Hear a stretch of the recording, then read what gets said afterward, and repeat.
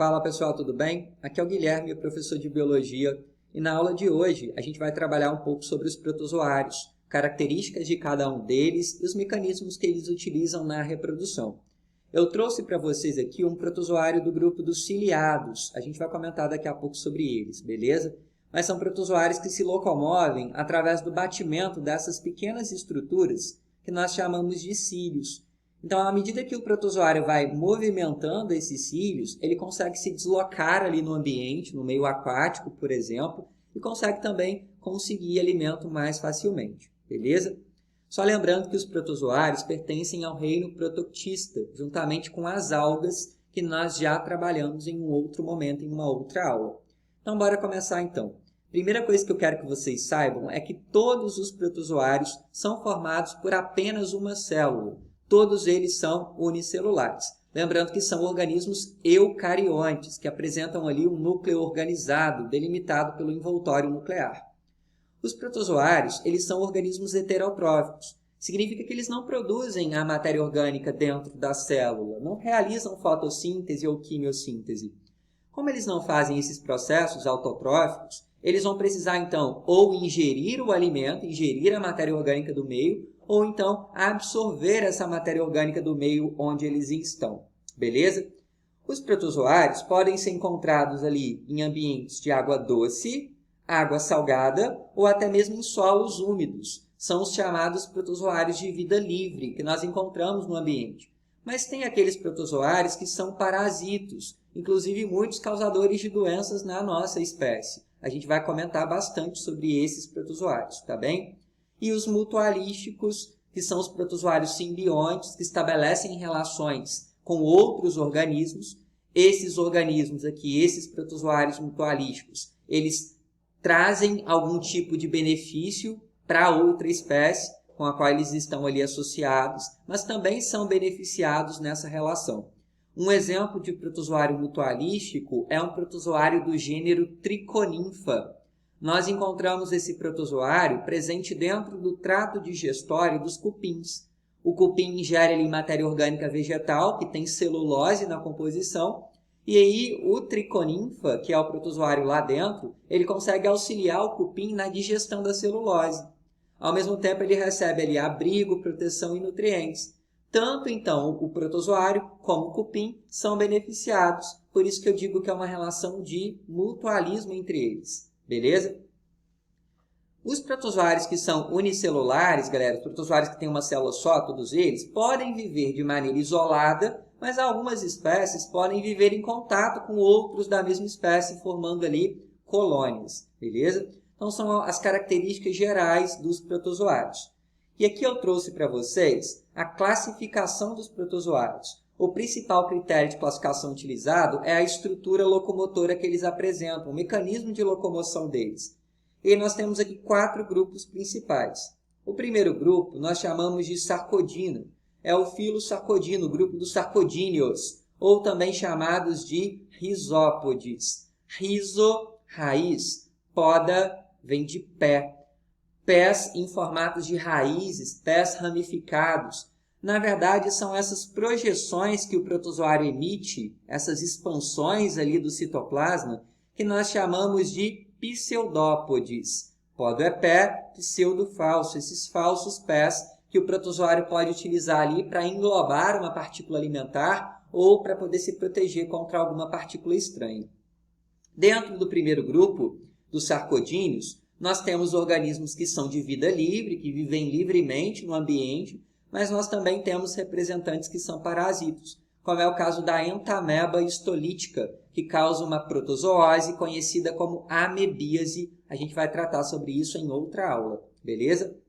O segundo grupo é o grupo dos flagelados. São os protozoários que se movimentam através de flagelos, essas estruturas aqui mais alongadas que vocês estão vendo, tá? Ele pode ter um ou pode ter mais flagelos. Então, vai ser através do flagelo que ele vai conseguir se movimentar, vai conseguir, por exemplo, nadar ali quando ele estiver em meio aquático.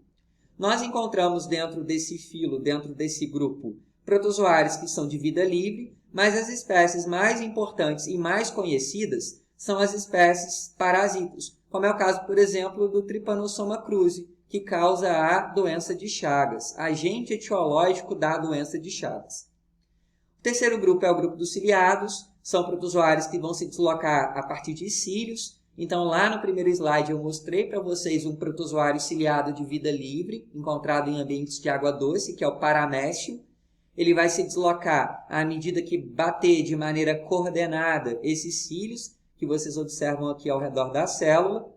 A maioria das espécies dentro desse grupo são espécies de vida livre, mas nós também temos protozoários aqui que são parasitos, apesar de ser a minoria. É o caso do Balantidium, que causa uma doença conhecida como balantidiose.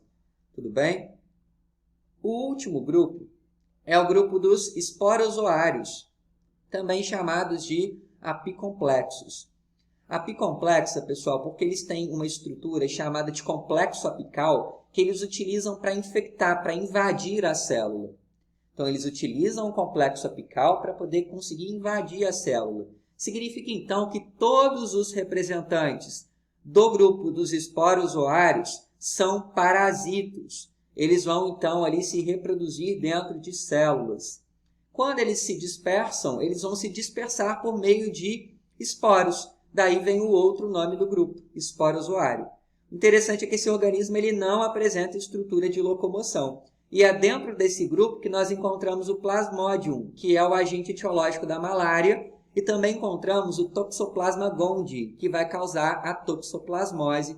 Lembrando que todos esses protozoários parasitos que eu comentei, a gente vai trabalhar em uma outra aula só sobre protozoose, beleza? Eu trouxe para vocês aqui, olha só, a estrutura de um protozoário modelo, que no caso aqui é um paramécio, um protozoário ciliado, e a gente vai comentar um pouquinho sobre as características deles, tá? Primeira coisa que eu destaco para vocês aqui é a presença de cílios ao redor da célula. Cílios esses que ele utiliza para locomoção, tá? São essas estruturas pequenininhas aqui que ele vai bater para poder se deslocar ali no meio ou então para poder conseguir capturar o alimento mais facilmente. O alimento, galera, ele vai entrar por essa cavidade aqui, por esse espaço que nós chamamos de sulco oral, e aí ele vai, ao ser capturado ali, ser levado por uma bolsa, que é essa que vocês estão vendo aqui, onde vai se fundir com um lisossomo, que é uma organela que vai ser responsável por digerir aquele alimento que o protozoário ingeriu. Então, a digestão intracelular, a digestão ali dentro da célula, vai ser feita a partir de enzimas lisossomais, que vão transformar aquele alimento capturado em moléculas mais simples, para que o protozoário possa, então, utilizar essas moléculas ali dentro no seu metabolismo. Beleza? Reparem que o protozoário aqui, ele apresenta um micronúcleo, um núcleo menorzinho, que vai participar ali da reprodução, e um macronúcleo, que participa também da reprodução assexuada, mas ele vai ser responsável, o macronúcleo, por controlar todas as atividades metabólicas do protozoário. Beleza, gente? E a gente tem aqui uma organela muito importante na manutenção, na sobrevivência do protozoário, que é o váculo contrátil. O paramécio é um protozoário de água doce. Então, como ele está em um meio hipotônico, em um meio que tem baixa concentração de sais, significa que do lado de dentro, comparado ao lado de fora, tem mais sais. É hipertônico. Então, a água tende a atravessar a membrana e a entrar no protozoário. Passagem de água por membrana nós chamamos de osmose. Acontece que quando o protozoário vai ganhando e ganhando água, ele pode estourar, explodir, romper a membrana, o que significa a morte dele, já que o próprio protozoário é a célula, ele é formado por uma célula só. Então, se estourar a membrana, ele morre. Ele tem essa organela aqui e utiliza essa organela para expulsar o excesso de água que ele ganha do meio. Ou seja, o váculo contrátil ou pulsátil é a mesma coisa, tem um papel muito importante ali na osmorregulação do protozoário. Beleza, gente? Aqui a gente tem uma região chamada de citopígio, que é onde ele vai eliminar os restos que ele não utilizou, os restos ali da digestão. Tudo bem, galera? É como se fosse, tá, galera? Não é a mesma coisa. Como se fosse o ânus ali do protozoário, onde ele vai eliminar os restos que não foram aproveitados ali dentro, num processo conhecido como exocitose. Tudo bem? Então, comentei um pouquinho sobre a estrutura geral aqui do paramécio, que é um protozoário ciliado. Bora falar agora sobre os mecanismos de reprodução desses protozoários. começando pela reprodução assexuada. Muitos protozoários vão fazer reprodução assexuada normalmente por bipartição, beleza? Então, se vocês repararem aqui, olha só, ele duplicou ali o macronúcleo e também o micronúcleo e se dividiu em dois. É um processo de reprodução que não tem variabilidade genética, beleza? Então, o macronúcleo está em vermelhinho aqui, o micronúcleo em azulzinho, perto dele, foram duplicados, dividiram em dois, ocorreu divisão do citoplasma, separação ali das células, formando duas novas células filhas. Então, isso é a bipartição ou divisão binária ou cisciparidade, tá? Agora, tem protozoários que também podem se reproduzir por um processo chamado de divisão múltipla ou esquizogonia. O que acontece? Neste caso, o protozoário vai dividir o seu núcleo ali várias vezes por um processo chamado de endomitose. São mitoses sucessivas que acontecem ali dentro do núcleo, sem, num primeiro momento, dividir o citoplasma. Depois que a endomitose acontece, depois que ocorre essa divisão do núcleo várias vezes ali, aí sim o citoplasma vai se fragmentar várias vezes, formando várias pequenas célulazinhas, como a gente observa aqui no desenho. Beleza?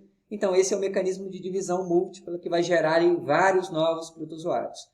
Lembrando que nos dois casos não tem variabilidade genética. São processos de reprodução assexuada. Agora, os protozoários também podem apresentar processos sexuados de reprodução, processos que vão gerar variabilidade genética. É o que acontece, por exemplo, na conjugação. A conjugação é um processo que consiste ali na união parcial de dois protozoários. Eles se unem ali um ao outro, dois indivíduos, e se conectam um ao outro por meio de uma ponte citoplasmática. E quando eles se conectam, eles vão trocar material genético entre eles. Essa troca de material genético, sobretudo, acontece através da troca de micronúcleo. Após acontecer a troca de micronúcleos, eles vão se separar e depois vão poder se dividir ali por divisão binária. Então, essa troca de material genético entre os protozoários gera ali variabilidade, é chamada de conjugação. Bactéria faz um processo semelhante, tá, galera? Só que lá em bactéria, elas realizavam a troca de DNA plasmidial. Tudo bem? Então, era isso que eu tinha para poder falar com vocês a respeito de características de protozoário e também sobre os mecanismos de reprodução deles. Espero que vocês tenham gostado. A gente se encontra em breve para poder falar sobre as protozooses. Grande abraço, galera. Valeu. Até a próxima.